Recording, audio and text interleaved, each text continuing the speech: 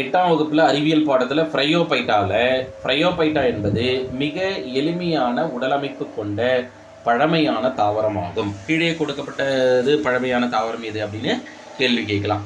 அதற்கடுத்து பார்த்தீங்க அப்படின்னா கடத்து திசுக்களான சைலமும் ஃப்ளோயமும் இல்லாதது.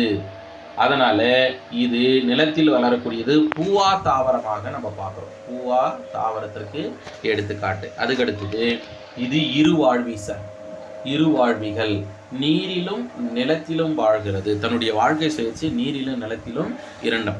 நம்ம விலங்குல பார்த்தீங்க அப்படின்னாக்கா இருவாழ்விக்கு எடுத்துக்காட்டு தவளை அப்படின்னு படிச்சிருக்கோம். அது நீரிலும் வாழும் தகவமைப்பு, நிலத்திலும் வாழும் தகவமைப்பு. அதுக்கடுத்தது கட்டாய நிலத்தில் வாழப்படும் போது இதுக்கு ரொம்ப அவசியம் என்னன்னா, வாழ்க்கை சுழற்சிக்கு அவசியம் நீர் அப்படின்னு சொல்லப்படுது. H2O நீர் அவசியமாக நம்ம பார்க்கப்படுது. அதற்கு அடுத்ததாக இவற்றில் தெளிவான சந்ததி மாற்றம் காணப்படுகிறது. தெளிவான சந்ததி மாற்றம் ஏன்னா கேமிட்டோஃபைட் சந்ததி ஓங்குத்தன்மை கொண்டது. இந்த இடம் கேள்வி கேட்கலாம். கேமிட்டோஃபைட்டு சந்ததியில் ஓங்குத்தன்மை கொண்டது, ஒடுங்குத்தன்மை கொண்டது, இணை ஓங்குத்தன்மை கொண்டது, இணை ஒடுங்குத்தன்மை கொண்டதுன்னு ABCDன்னு கொடுக்கலாம். அதில் நீங்கள் ஸ்பெசிஃபிக்காக ஓங்குத்தன்மை கொண்டதுன்னு சூஸ் பண்ணால் போதுமானது. அதுக்கு அடுத்ததாக கேமிட்டோஃபைட் தாவரமானது தாலஸ்தால், அதை லிவர் வாட்ஸ் அல்லது இலை மாசஸ் போன்றது அப்படின்னு பார்க்குறோம். இந்த இடம் டெட்டில் கேள்வி கேட்கலாம் sir. Liverworts TNPSC TET போன்ற போட்டித் தேர்வுகளில் தாலஸ்தால் என்னவென்று அழைக்கப்படுது அப்படின்னா லிவர் வாட்ஸ் என்று அழைக்கப்படுது. Liverworts. அடுத்து தாவரமானது ரைசாய்டு எனப்படும் வேரிகள் மூலம் வளர்தலுடன் நிலையாக ஊன்றுகிறது. இல்லை, ரைசாய்டு அப்படின்றது தாவரத்தில் காணப்படக்கூடிய வேரிகள்.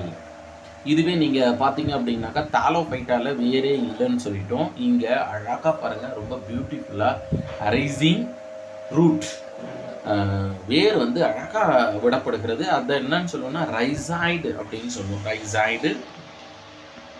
அதற்கு அடுத்ததாக இதில் பாலின பெருக்கம் அப்படின்னு பார்க்கும்போது ஊகேமஸ் முறையில் நடைபெறுகிறது. என்ன முறையில் பாலின பெருக்கம்? செக்ஷுவல் ரீப்ரொடக்ஷன் அப்படின்னா ஊகேமஸ்.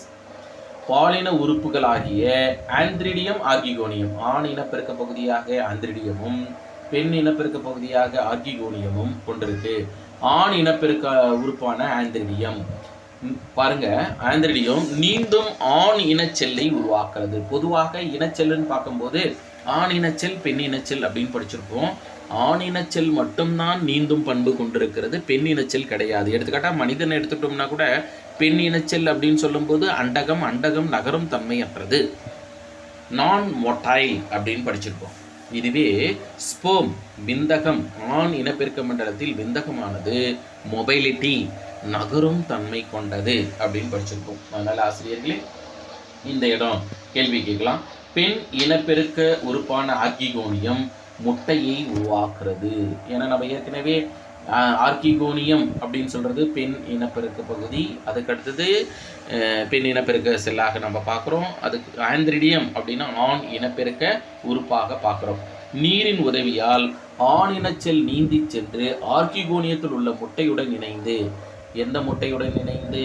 ஆர்கிகோனியம் வெளியேற்றக்கூடிய அண்டைச்செல் முட்டையுடன் இணைந்து கருமுட்டை எம்பிரியோ 2N உருவாகிறது. இதில் பாருங்க, அழகாக ஃப்ளோ சார்ட் கொடுத்துருக்குறோம். ஆண் இனச்செல் என்ன, அடுத்து பெண் இனச்செல் என்ன, இது ரெண்டும் ஃபியூஸ் ஆகுது. Fusion of male gamete and female gamete. ஆண் இனச்செல்லும் பெண் இனச்செல்லும் இணைந்தா அதுக்கு பேர் என்னன்னா கருவுறுதல். What is fertilisation? தமிழில் கருவுறுதல், ஆங்கிலத்தில் நம்ம ஃபர்டிலைசேஷன் அப்படின்னு சொல்லுவோம். ஃபர்டிலைசேஷன்ன்றது fusion of male and female gametes. கருவுறுதல் என்பது ஆணின செல்லும் பெண்ணின செல்லும் இணைந்தது பேர் கருவுறுதல். இந்த கருவுறுதல் நடந்த உடனே N+N என்ன 2N கருமுட்டை உருவாகிறது, எம்பிரியோ அப்படின்னு சொல்லுவோம். இது ஸ்போரோஃபைட் சந்ததி முதல் செல் ஆகும். அடுத்து என்ன ஆகுதுன்னா குன்றல் பகுப்பு நடக்குது சார். குன்றல் பகுப்பு யூஸ்வலாக செல் பகுப்பு அப்படிங்கிறது ஒன்று குன்றல் பகுப்பு இருக்குது, மியாசிஸ். அதுக்கடுத்து மைட்டாசிஸ், அதுக்கடுத்தது மைட்டாசிஸ் அப்படின்னு படிச்சிருக்கோம். இப்போ குன்றல் பகுப்பின் மூலமாக இதை மியாசிஸ்னு சொல்லலாம் சார், ஆர் மயோசிஸ். மயோசிஸ் என்றாலும் குன்றல் பகுப்பினாலும் ஒண்ணுதான். அப்படின்னா ரிடக்ஷன் நம்பர் அப்படின்னு சொல்லுவோம். என்ன சார் ரிடக்ஷன் நம்பர் அப்படின்னா 2n இருக்கிறது n குறைக்கும். பாருங்க, ஒற்றை மைய n ஸ்போர்களை உருவாக்குறது. இதை கேமெட்டோஃபைட் சந்ததியின் முதல் செல் ஸ்போராக நம்ம பார்க்குறோம். அதுக்கு அடுத்து ஆசிரியர்களே, ப்ரையோபைட்டாவினுடைய வகைப்பாடு 3 வகைகளாக பிரிக்கலாம். அந்த 3 வகை என்னென்ன சார்னா, ஒன்று ஐபாட்டிகே. ஐப்பா அப்படின்னாக்கா கல்லீரல், ஈரல் என்று அர்த்தம். கல்லீரல். ஹெப்பாட்டிக் நீங்கள் பார்த்துருப்போம் வைரஸ், ஹெப்பாட்டிக் பி வைரஸ் என்ன பண்ணுது அப்படின்னாக்கா கல்லீரலை பாதிக்குது. அப்போ ஹெப்பாட்டிக்னா ஈரல், கல்லீரல் வடிவம் உடையது. அதுக்கடுத்து ஆந்தோசெராட்டம் கொம்பு வடிவம். அதுக்கடுத்து மாஸ்கள். இந்த 3 வகைகளாக ப்ரையோபைட்டாவை 3 வகுப்புகளாக பிரிக்கப்படுகிறது. முதல் வகுப்பு ஒன்றாக ஐபாட்டிகே அல்லது ஐபாட்டிக்காவுக்கு எடுத்துக்காட்டு என்னென்னா ரிக்ஷியா. இது கேள்வி கேட்கலாம் சார். ஐபாட்டிக்காவுக்கு எடுத்துக்காட்டு என்னன்னு கேட்டாங்கன்னா ரிக்ஷியா. இது ப்ரையோபைட்டாவின் கீழ்நிலை தாவரமாகும். ப்ரையோபைட்டாவின் கீழ்நிலை தாவரத்துக்கு எடுத்துக்காட்டு தருக அப்படின்னு கேட்டாங்கன்னா ரிக்ஷியா. அடுத்து இவை மாஸ்கள், MOS மாஸ் விட எளிமையான அமைப்பு கொண்டவை. இது மட்டும் இல்லாமல் குறுகிய நாள் வாழக்கூடியதாக நம்ம பார்க்குறோம். அடுத்து வகுப்பு 2